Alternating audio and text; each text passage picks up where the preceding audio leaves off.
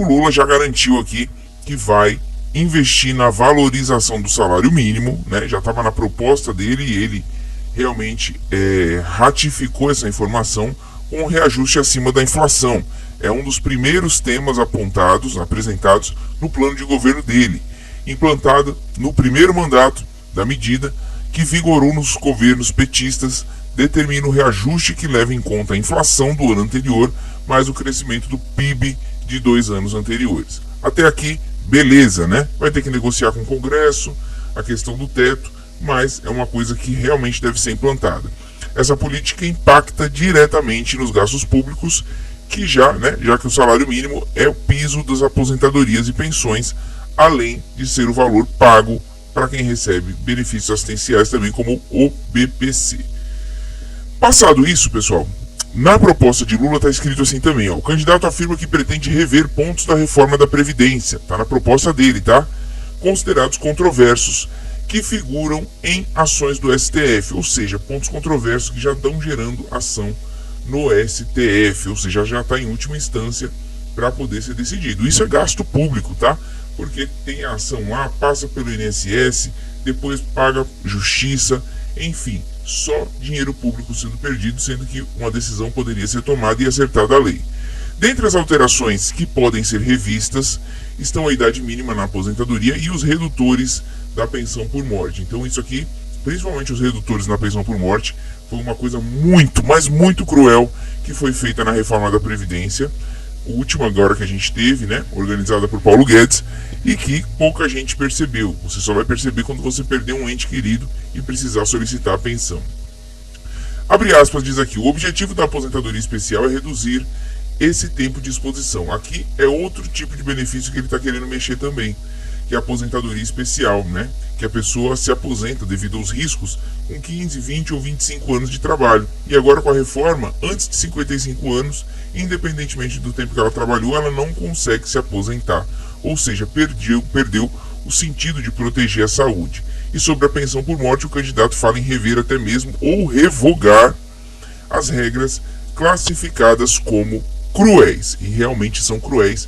E eu incluo aqui a aposentadoria por invalidez, que foi totalmente cruel.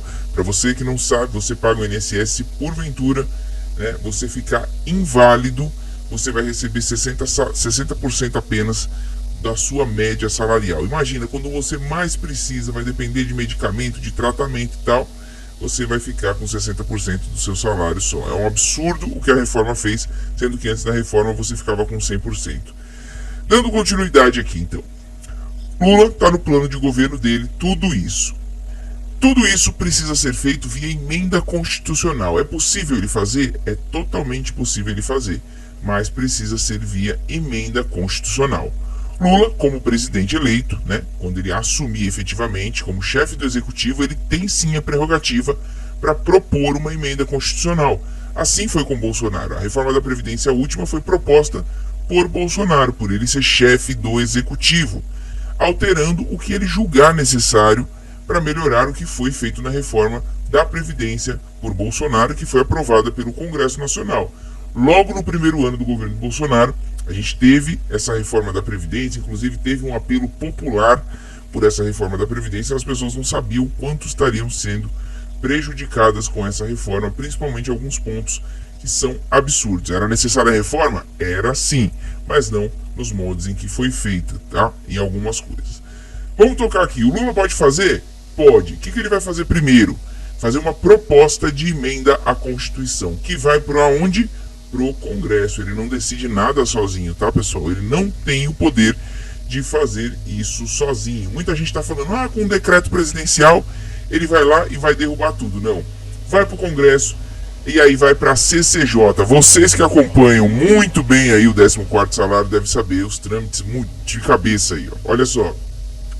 A proposta, então, é analisada pela Comissão de Constituição, Justiça e Cidadania, que se pronuncia sobre a sua admissibilidade no prazo de 5 sessões do plenário.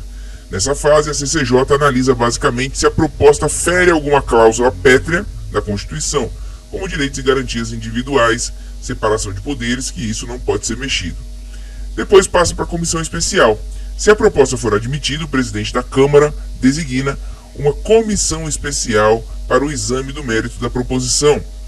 Essa comissão tem o prazo de 40 sessões de plenário, 40 sessões de plenário, pessoal, olha isso, a partir da sua formação para aprovar um parecer. Veja como a reforma da Previdência do Bolsonaro foi rápida, né? Comparado com todo esse trâmite aqui, ela seguiu realmente todo esse trâmite.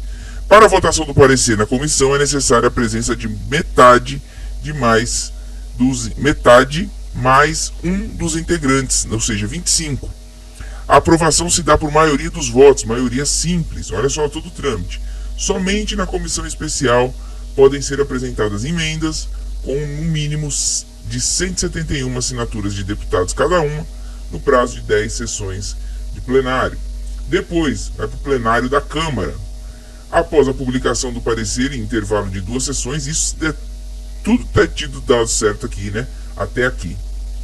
Aí vai para o plenário da Câmara e após a publicação do parecer do intervalo das 2 sessões, a proposta é incluída na ordem do dia do plenário, onde é submetida a 2 turnos de discussão e votação.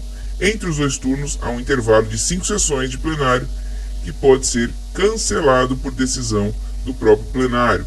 Após a aprovação em um primeiro turno, a proposta volta para a comissão especial, para que esta vote a consolidação do texto, que será votado no segundo turno. Olha só como é difícil fazer uma reforma, pessoal. Para ser aprovada, a proposta precisa ter, em ambos os turnos, 3/5 dos votos dos deputados, tá? Em votação nominal. O deputado falta, o deputado sai, enfim, Lula vai ter uma oposição muito forte, então muito difícil ele conseguir tão rapidamente uma coalizão para poder aprovar situações assim. Dando tudo certo na Câmara, vai para o Senado. O Senado aprova, a proposta é enviada ao Senado, onde é analisada apenas pela Comissão de Constituição e Justiça e pelo plenário. Não há comissão especial.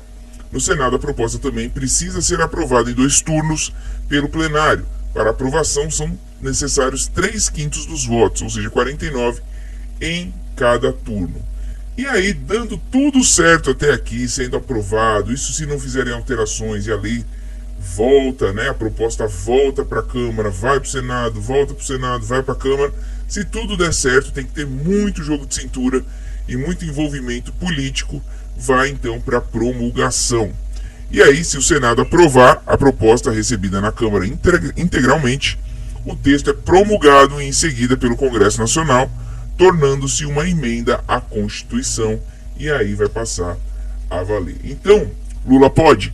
Pode sim, mas ele vai ter que percorrer todo este caminho. Pode ser que a própria Câmara, através de comissões, proponha essa reforma, né, para tirar alguns pontos. Pode ser. Tudo isso vai ser negociado, mas não é fácil. O presidente não tem a prerrogativa de, com decreto, resolver isso numa canetada só. Depende do parlamento. Como a gente sabe, nós somos divididos em 3 poderes: o executivo, que é o presidente, o legislativo, que é a Câmara e o Senado, e o judiciário, que é aí representado aí pelo STF, né, a autoridade máxima. Então, tudo tem que passar, como o nome diz, pelo legislativo. Tudo que for de lei, proposta de emenda à Constituição, depende do legislativo, leia-se Câmara e Senado. Então, não é fácil, ele quer fazer, parece que quer fazer, porque é uma coisa que sempre pegou no pé, mas não é fácil. Tem que ter o apoio popular, né? Principalmente a reforma da Previdência do Bolsonaro teve grande apoio popular, as pessoas estavam muito empolgadas com a questão, né, do Bolsonaro ter assumido e sequer talvez tenham olhado o conteúdo da reforma, né? Só ficar olhando a economia de não sei quantos bilhões. Paulo Guedes fala muito bem na questão da economia, mas realmente as pessoas que estão precisando de benefício agora estão sendo surpreendidas por benefícios realmente muito baixos e que prejudicam muito, né, quem pagou uma vida inteira o INSS. Vamos pressionar, vamos ficar de olho, vamos cobrar, né? Tá só começando aí a mudança do governo e a gente vai cobrar para ver o que vai acontecer. Então é isso, pessoal. Resumidamente, ele pode fazer, mas depende da Câmara dos Deputados para aprovar essa proposta de emenda à Constituição. Ainda for com dúvida, pode deixar no primeiro comentário fixado que a gente vai responder para você que é inscrito no canal. Não é inscrito ainda? Inscreva-se agora, ative o sininho de notificação, e a gente está aqui sempre para te ajudar.